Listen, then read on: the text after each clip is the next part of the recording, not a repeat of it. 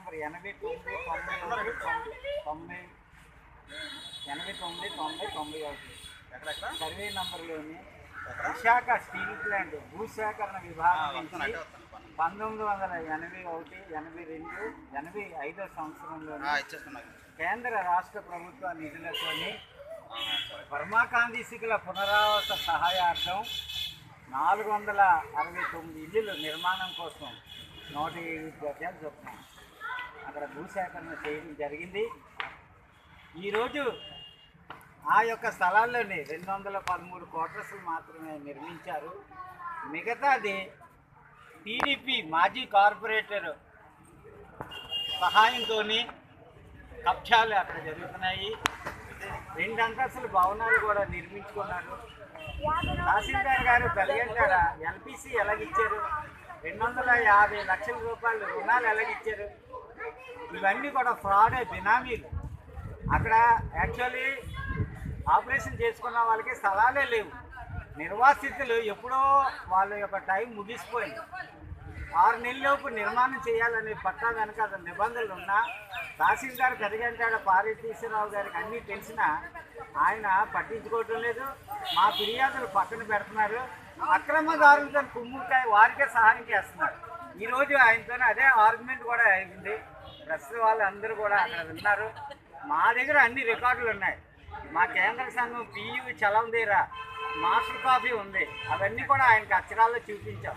కానీ ఇక్కడ డీటీ గారికి మా విషయాలన్నీ కూడా తెలుసు. ఆయన అన్నీ కూడా పరిశీలన చేశారు. మేము కళ్ళు మూసుకొని ఆర్గ్యుమెంట్ చేయటం లేదు. 120 మందికి అక్కడ ఇల్లు స్థలాలు కట్టేసి ఇవ్వమన్నాం.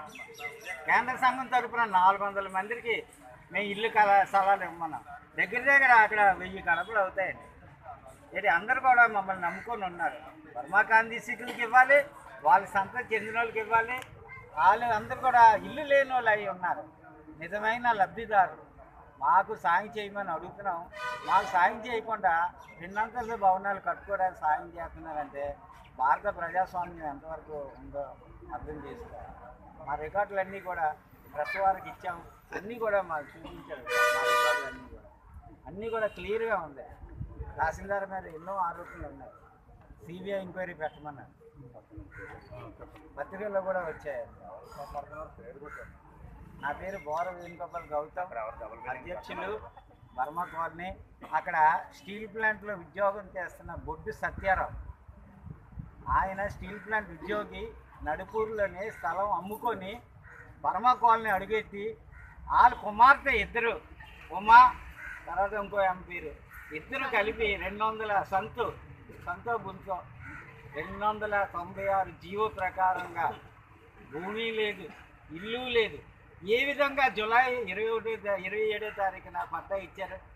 27వ తారీఖున అక్కడ పట్టా ఇచ్చినట్టు 26వ తారీఖు ఎంఆర్ఓకి వచ్చి రిటర్న్గా నేను కంప్లైంట్ ఇచ్చాను. ఆర్డీఓ చిట్టుబాబు చౌంట్లెక్కిపోయి గౌతమ్ గారు రేపు సీఎం ద్వారాగా పంపిణీ చేస్తున్నారు, మీరేమనకండి, మరుసటి రోజున రండి, నేను మీకు పరిశీలన చేస్తున్నాను. ఆ రోజు నుంచి ఈ రోజు వరకు ఆ పిల్ల సంగతి పట్టించుకోలేదు. అయితే ఇల్లు లేకుండా, భూమి లేకుండా 296 జీవో ఏ విధంగా హిట్ అయిందండి. యాక్చువల్లీ చెప్తున్నాను. సరే అలాగ ఉంచితే 86లో ఆపరేషన్ చేసుకున్న ముసలోళ్ళు ఆ అమ్మ వయసు చూస్తే 19 సంవత్సరాలు నిండలేదు. ఆ అమ్మకి ఏ ఆపరేషన్ పట్టా ఇచ్చారు? 2 పాయింట్లు మైనసే. 2,50,000 రూపాయల రుణం ఏ విధంగా మంజూరు అయింది? ఆ అమ్మకి ఏ విధంగా ఇట్టెక్కింది? యాక్చువల్లీ అది ఒక ఫ్లాట్కి ఇస్తారు, 2 అంతస్తుల భవనానికి అది హిట్ అవ్వదు. అతన్ని కూడా జిఎంసీ లోన్ ఇచ్చినట్టు కూడా అరెస్ట్ చేయాలి. ఎల్పిసి ఎలాగిచ్చారు? కలెక్టర్ గారు అనుమతి లేకుండా, ఆర్టీఓ గారు అనుమతి లేకుండా ఎంఆర్ఓ గారు ఏ విధంగా ఎల్పిసి ఇచ్చారు? ల్యాండ్ ప్రొవిజన్ సర్టిఫికేట్, అది కూడా అబ్జెక్షనే. దాని మీద కూడా క్రిమినల్ చర్య తీసుకోవాలి. మమ్మల్ని కోర్టుకి వెళ్ళమంటున్నారు.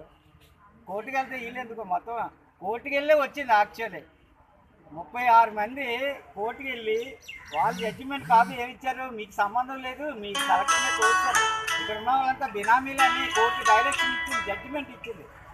ఆ జడ్జిమెంట్ని తట్టుకోలేక ఈ యొక్క టీడీపీ పాలనలోనే ఇక్కడే ఉన్న మాజీ కార్పొరేటర్ సహకారంతో ఈ అక్రమాలన్నీ జరుగుతున్నాయి. జరగడం మేము చెప్పినా సరే వినిపించుకోవచ్చు. అలాగే 80 మాజీ కార్పొరేటర్ పేరు బహిరంగ రాష్ట్రం మీ అందరూ తెలుసు. ఈ వార్డుకి ఒకే ఒక మాజీ కార్పొరేటర్ ఉన్నారు. 1989 చూసినట్లయితే గొప్ప నాగేశ్వర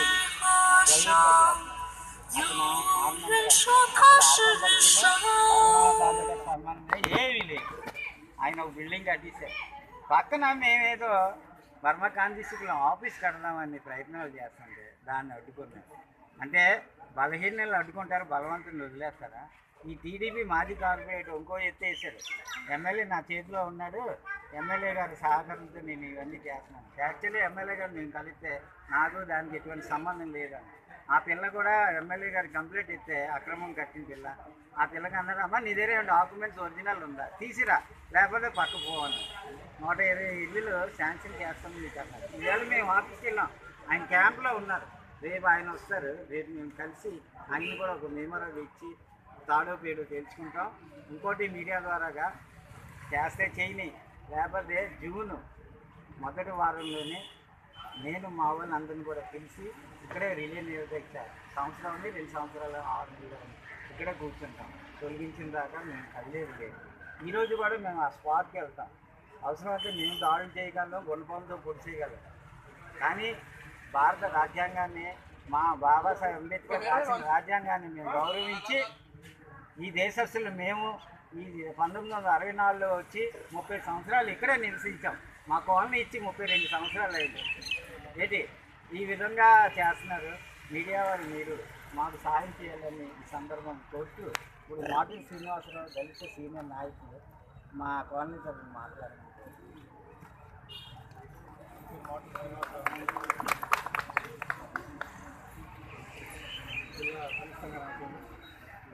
అయితే వర్మ కార్మికుల కోసం ఏం జరిగిందన్న విషయం పోరాటంలో మొత్తంగా చెప్పారు.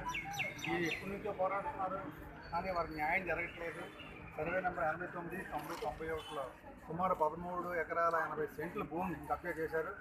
దానికి మాత్రం ఎట్టి పరిస్థితుల్లో చేయడానికి ఒప్పుకోలేదు. కాబట్టి గవర్నమెంట్ ఆర్డీఓ గారు, తహసీల్దార్ గారు ఇమీడియట్గా సర్వే చేయించి ఆ యొక్క స్థలాలు బౌండరీస్ ఫిక్స్ చేసి బోర్డులు పెట్టాలని చెప్పి మేము డిమాండ్ చేస్తాం. దాని తహసీల్దార్ కూడా అగ్రీ అయ్యారు. తప్పనిసరిగా బోర్డులు పెట్టేస్తామని చెప్పేసి ఆ స్థలాలు ఎట్టి పరిస్థితుల్లో కూడా పరమాణు స్థలాలు వాళ్ళకే చెందాలి. ఎవరు చెందినా సరే మేము ప్రాణాలను అర్పిస్తాం, కానీ దాన్ని మాత్రం ఊరుకునే ప్రసక్తి లేదు. తప్పనిసరిగా దానికోసం ఎంతవరకు నీళ్ళు పోరాడతాం.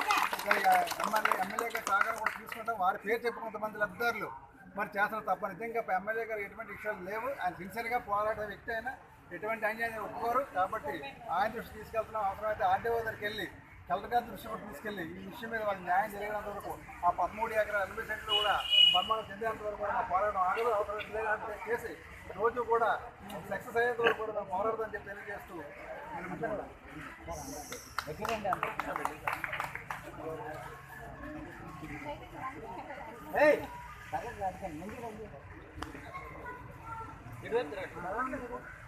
బాబాయ్ బాబాయ్ వెనక్కి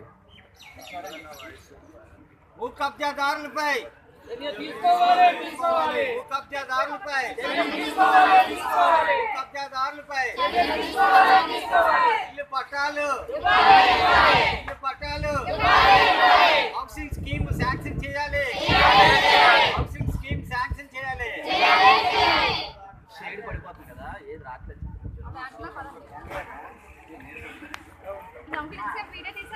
తీసేసి పర్లేదు, బాగానే వచ్చింది వీడియో, బాగానే వచ్చింది.